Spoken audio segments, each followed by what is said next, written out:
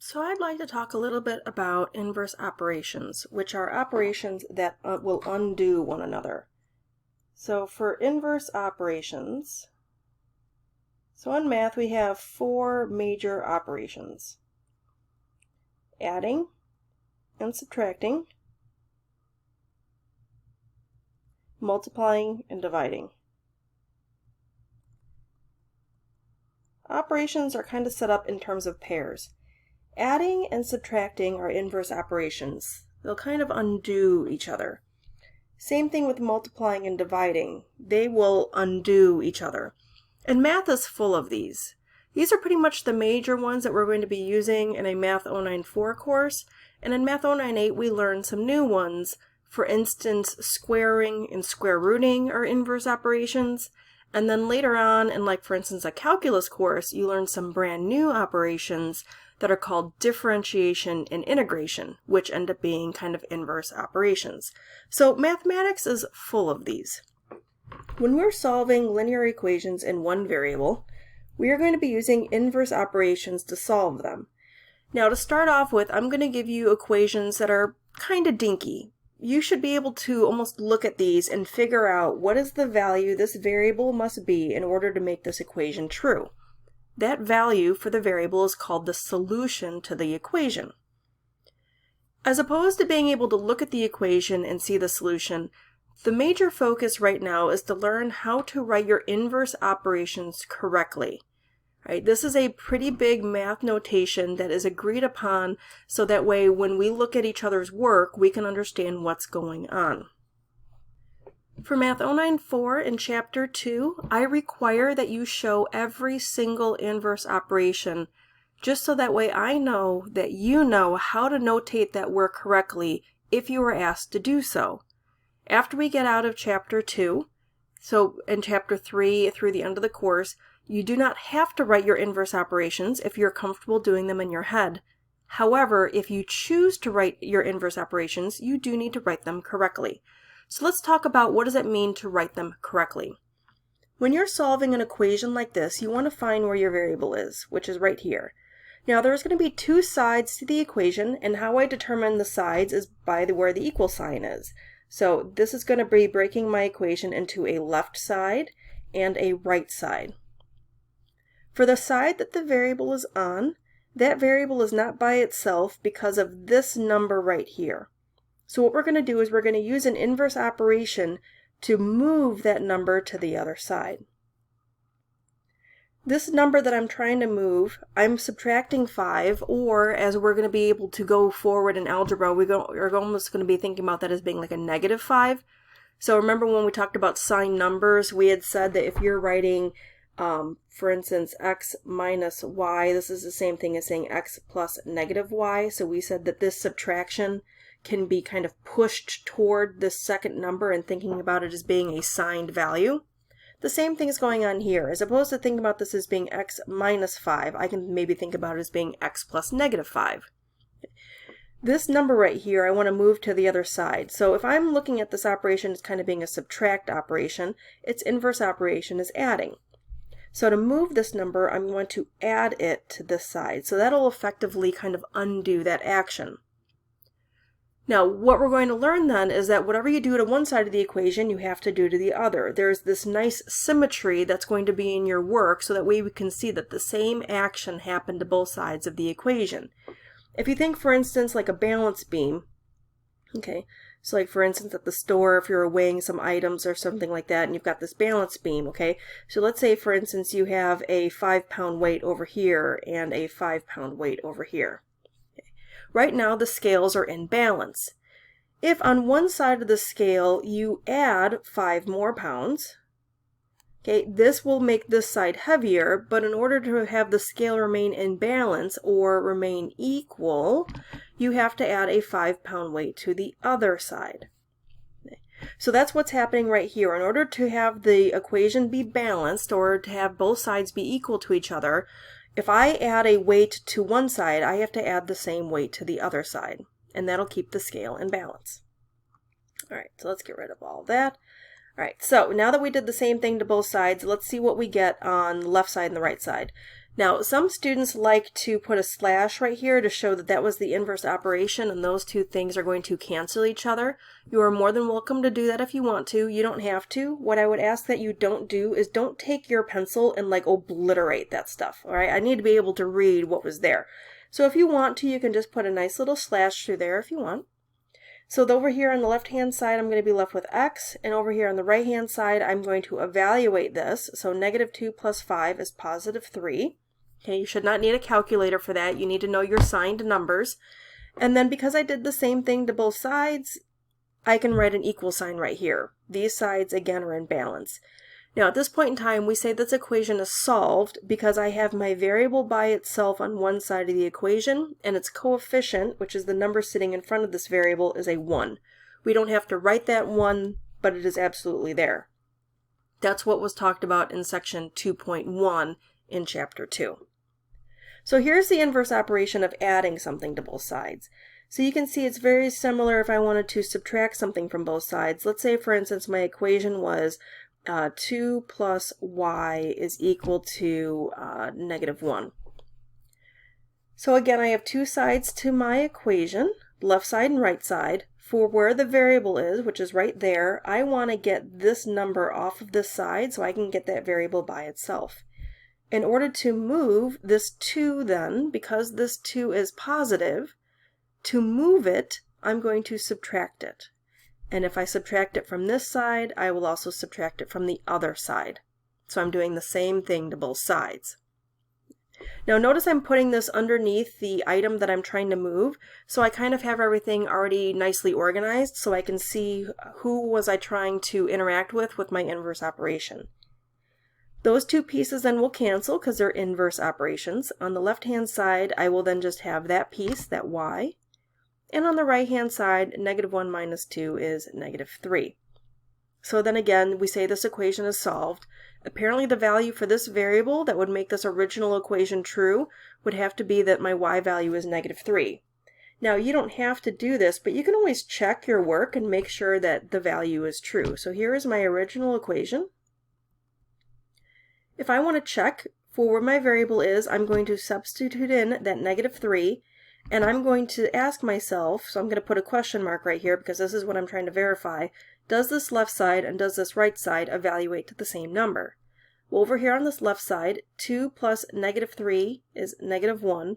Over here on the right side is -1, and those two things are in fact equal to each other. So this value checks out, that the value for y that makes the equation true has to be -3. So those are inverse operations of adding and subtracting. Let's take a look at inverse operations of multiplying and dividing. So let me give you the equation -7x is equal to -42. Now again, you could probably solve this one by sight. You don't necessarily need to do an inverse operation, except in chapter 2 I am requiring it. You have to show me what inverse operation ends up solving this equation for that variable. Now, for this variable that I'm trying to solve for right here, the operation that is connecting this variable to this number, the reason why that variable is not having a coefficient of 1 right now, is it has a coefficient of that -7. It's being multiplied by -7. So I need to get that -7 out of there. Because the operation that connects these two things is multiplication, to undo them, I want to divide. So I'm going to use the fraction bar for dividing. Okay, we're not going to use this symbol, right, the line with the two dots. We're not going to use that. Also, for the dividing, it's going to be these horizontal fraction bars. So no slashes like that off to the side. No dividing by 7 written like that. Okay, that's not how we write it. We use these fraction bars. And I'm going to divide both sides by -7. Now, multiplying by -7 and dividing by -7 are inverse operations, so those pieces cancel. And on this side over here, I just get my variable x. Now, if you want, you could have recorded its coefficient, -7 divided by -7. Well, a negative divided by negative is a positive, and 7 divided by 7 is 1. So if you wanted to, you could have recorded that coefficient right there, but that's the same thing that as if I just write that variable by itself. I sometimes call this a sneaky 1.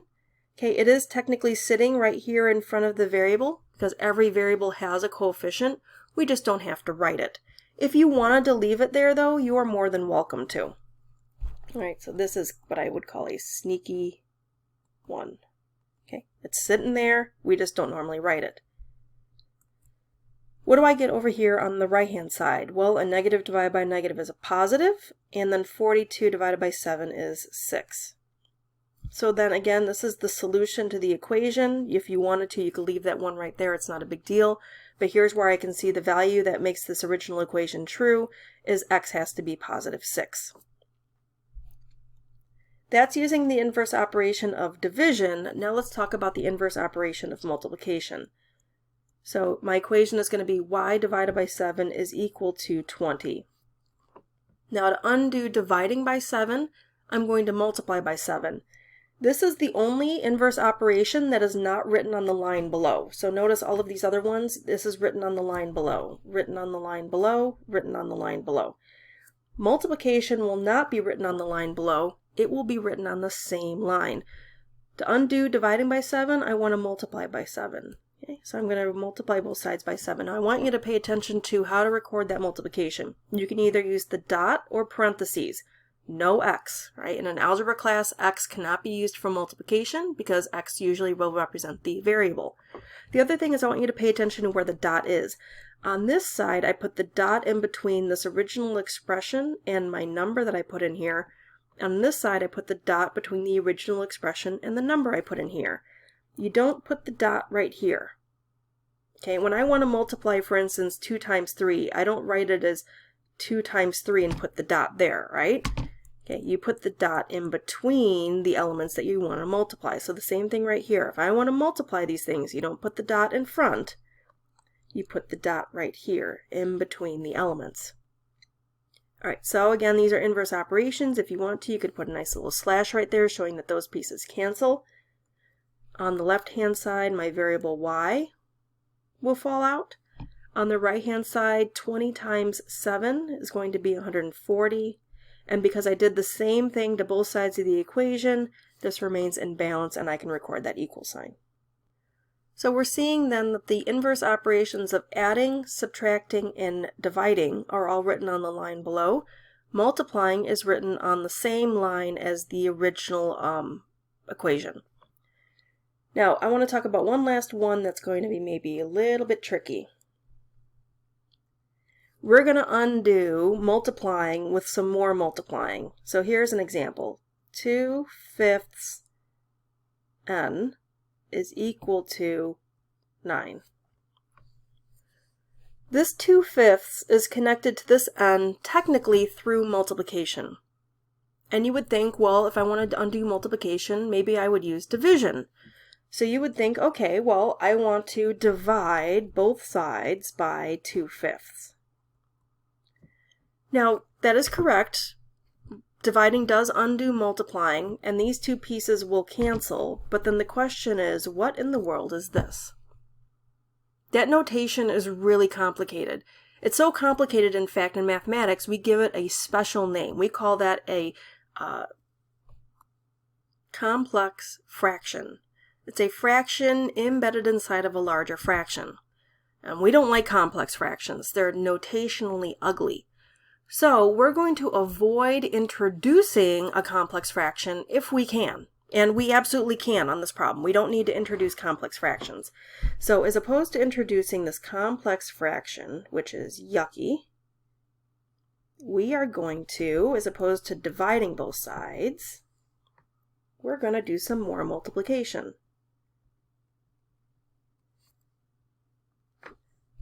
Another way I can get this 2/5 out of here is to multiply both sides by the reciprocal of that number. Now remember, a reciprocal of a fraction is going to be flipping the numerator and denominator. And the reason why I want to introduce the reciprocal on both sides is because a fraction multiplied by its reciprocal gives you 1. Okay, that's by definition what a reciprocal has to do. So 2/5 times 5/2 is equal to 1. So, and then 1 times n, I can just write as n. The other way that you can look at this is, remember when you multiply fractions, you can simplify along your diagonals. So I can simplify along this diagonal, those two pieces kind of wipe each other out, and along this diagonal, those pieces wipe each other out. So it also still effectively kind of gets rid of that initial fraction, and I'm still left with my 1 in front of my variable. So on this other side then, I just need to multiply that. And in chapter 1, we reviewed your fraction multiplication techniques. So you still need to know how to do all that. You should not need to pull out a calculator to multiply the stuff. So to remember to multiply fractions, this 9, I'm going to put it over 1 so I can clearly see my numerators and denominators. I'm going to try to simplify along the diagonals if I can. So along this diagonal, I can't simplify there. Along this diagonal, I can't simplify there. So now I'm just going to multiply across the top and multiply across the bottom. Now at this point, we are going to leave this as a fraction. I do not want you to convert it to a decimal. And in chapter 2, you do not need to convert it to its mixed form. In chapter 1, I verified that you understood what the mixed form of this number was. You should know how big this is, and that's what the mixed form of it tells you. But now that we're in chapter 2 in algebra, we technically usually like to work with fractions that are have a clear numerator and denominator. So even if it is improper, like this one is, we're just going to leave it improper. But the key thing is I want you to leave it as a fraction. Do not convert this to a decimal. The only problems I would want you to convert to a decimal are going to be problems where the original equation had decimals in it, or if you're doing a problem application, so for instance, maybe you're doing like money and tips and things like that, in that case, decimals would be more appropriate than fractions. But otherwise, we're going to work with fractions because that is a very important foundational skill that's going to be used heavily for the rest of this course. So we'll just leave that as a fraction, and then there is going to be my solution. So this example was a little bit more tricky because I undid multiplication with more multiplication. The only time that you're really going to be using that heavily is going to be when your multiplier is a fraction, like it was in this problem right here. So when I'm trying to move a fraction multiplier away from my variable, I can undo it with this reciprocal. Now, later on in section 2.3, if you're reading through your textbooks, it talks about a skill called clearing the fractions. If you had wanted to use the skill of clearing the fractions, just to show you one more way to handle this, it's going to require 2 steps to solve this, but some students understand that a little bit better than using this reciprocal idea. So the clearing the fractions involves multiplying through by the least common denominator of all of the fractions in the problem. Now in this case it's going to be pretty straightforward because the only fraction in the problem is this guy. So he's going to be my only denominator, so he's going to be my multiplier. So what I'm going to do is I'm going to multiply both sides by 5. Now over here in this case, maybe it might be helpful to put that 5 over 1 so you can see that these are going to be on diagonals, so they are going to cancel. Okay, I can simplify along the diagonals when I'm multiplying. So on this side then I'm going to be left with my 2 and then the n. On this other side then I'm going to go ahead and just multiply that. I'm going to get 45. Notice by introducing this multiplier right here, I've effectively cleared the fractions. This new equation that I have right here no longer has fractions in it, which is going to be a lot easier for us to work with. I have one more thing I still need to do though. I got to get that 2 away from my variable. I want its coefficient to be a 1, not a 2. So to get that multiplier of 2 out of there, I'm going to divide it out. And whatever you do on one side, you have to do on the other side. Those 2 pieces are going to cancel. I'm going to get my variable n over there on that left side. Over here on the right side, 45 divided by 2, that doesn't divide nicely, so I'm just going to leave it as a fraction in simplified form. Again, no decimals. I want to leave it as a fraction. If this could simplify, I would have simplified it. So if something went into 45 that also went into 2, I would divide it out. Except in this case, it doesn't. So then again, there is going to be my final answer. Okay, so that is an alternate way that you could have solved that by using this technique of clearing the fractions.